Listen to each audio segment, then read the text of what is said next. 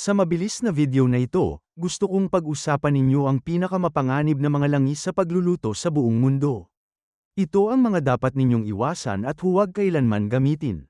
Kung nasa bahay ka ng kaibigan o kamag-anak at ginagamit nila ang mga langis sa pagluluto na ito, dapat mo, para talaga sa kanilang kapakinabangan, na kunin lang sila at itapon sa basurahan. Bago tayo magsimula, gusto kong maglaan ka ng 1 segundo at i-click ang button ng subscribe, pakiusap. Nakatutulong ito sa akin na may parating sa iyo ang bagong impormasyon ng pinakamabilis. Pindutin ang maliit na kampanilya para makatanggap ka ng abiso tuwing may magandang ideya ako. Sige, ngayon pag-usapan natin ang pinakamapanganib na mga langis sa pagluluto na maaari mong gamitin. Ngayon tinatawag natin ang mga langis sa pagluluto na langis ng gulay, ayos ba? At napaka-euphemistikong termino yon. Kung isa sa alang-alang na ito ay kasinungalingan, wala sa mga langis na ito ang nagmumula sa gulay.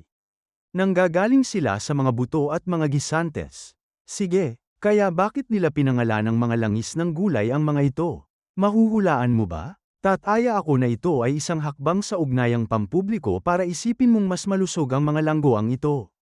Pero kung sasabihin nilang, langis ng buto, mukhang ayos naman, pero hindi ganoon kaganda. At ang langis ng beans, mukhang ayos din pero hindi kasing ganda ng langis ng gulay, di ba? Wala sa mga ito ang gawa sa gulay.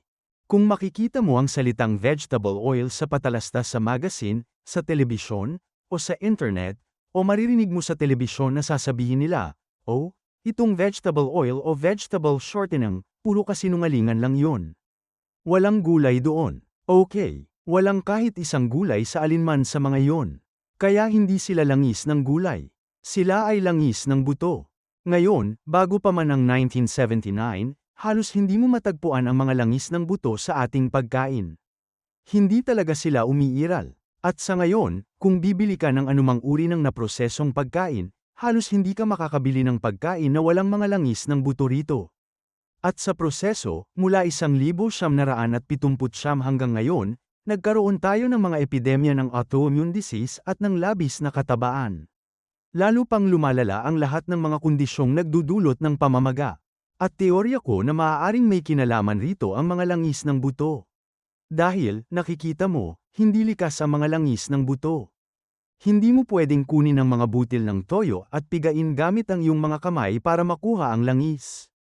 Hindi ito tulad ng oliba, o tulad ng langis na nakukuha mo mula sa nyog, o tulad ng langis na nakukuha mo mula sa bacon. Ang mga langis na yon ay kusang lumilitaw dahil likas ang mga ito. Maaari mong kunin ang 1,000 libra ng rapeseed, paise nito, umupo rito, at tumalon-talon rito. Walang langis ang lalabas. Kailangan mong gumamit ng mga kemikal. Kailangan mong magkaroon ng init, kailangan mong magkaroon ng iba't ibang uri ng mga catalysta, at kailangan mo ng lahat ng uri ng nakasasama sa isang napakalaking pabrika para makuha ang langis mula sa mga butong ito. At iyan ang dahilan kung bakit sila napaka-artificial at hindi malusog. Ang mga langis na nagmumula sa mga buto na ito ay hindi saturado. At kaya hindi rin yun natural.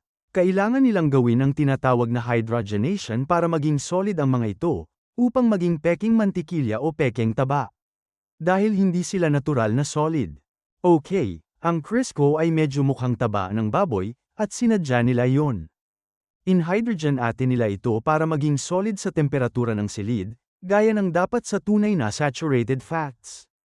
Ngunit ang Crisco ay isang pinahydrogenated na hindi saturadong taba. Ito ay napakasama sa kalusugan at nagdudulot ng matinding pamamaga. Mangyaring huwag itong kainin. Kawili-wili ang kwento kung paano, bago dumating ang Crisco, ang American Heart Association ay isang napakaliit na samahan lamang. Maaaring isa lang ang tao at isa lang ang sekretarya. At iyon na yun. At bigla na lang, nakaisip si Crisco ng palabas sa telebisyon at nagpasya na ang lahat ng kita mula sa palabas na iyon ay ipapadala sa American Heart Association. At agad na napuno ng pera ang kaba ng yaman ng American Heart Association.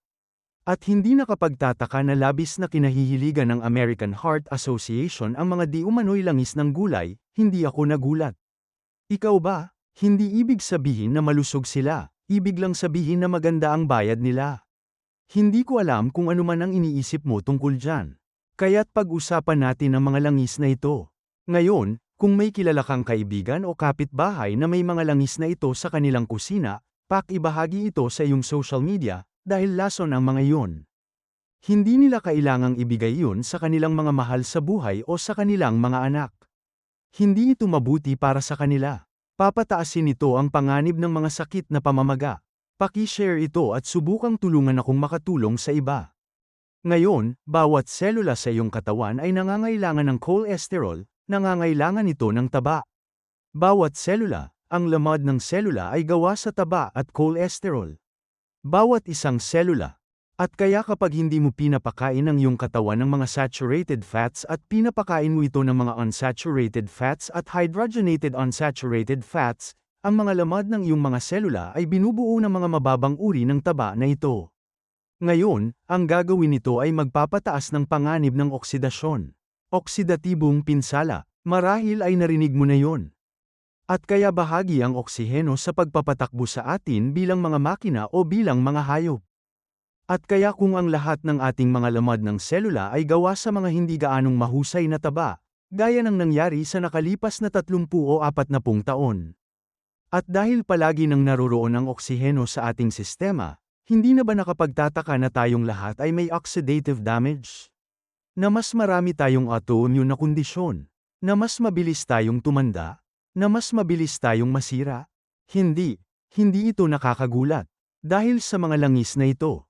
At kailangan mong alisin ang mga ito sa iyong kapaligiran. Kaya gusto mong gumamit ng mga saturated na langis. Gusto mong gumamit ng tunay na mga langis na nakukuha natin mula sa mga hayop o halaman. Gusto mong ubusin ang mga langis na maaaring makuha ng walang kemikal, walang init, walang mga kemikal na catalysta, walang mga kemikal na catalysta, iyan ang kailangan nilang gamitin. Ngayon, hayaan mong sabihin ko sa iyo ang pinakamapanganib na mga langis. At kung ginagamit mo ang una, gusto kong pumunta ka ngayon din sa kusina mo, kunin ito, at itapon sa basurahan. Ang numero 1, pinakamapanganib na langis ay langis ng canola. Kung meron ka niyan sa kusina mo o kung meron yan ang nanay mo sa kusina niya, pwede mo na itong kunin ngayon at sabihin, Mama, mahal kita, pero itatapon ko na ito. Gagawa ka ng pabor sa kanya. Hindi mo sasayangin ang pera. Pangalawa, langis ng buto ng bulak. Walang tao ang dapat kailanman kumain ng langis mula sa buto ng bulak o mula sa rapeseed.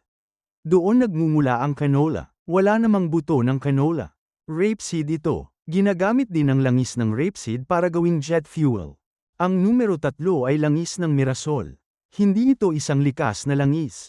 Ang numero 4 ay langis ng soya. At may ilang iba pang mga langis na nasa hangganan na hindi ko babanggitin ngayon, dahil ayokong pag-usapan sila ngayon. Iyon ay isa pang video.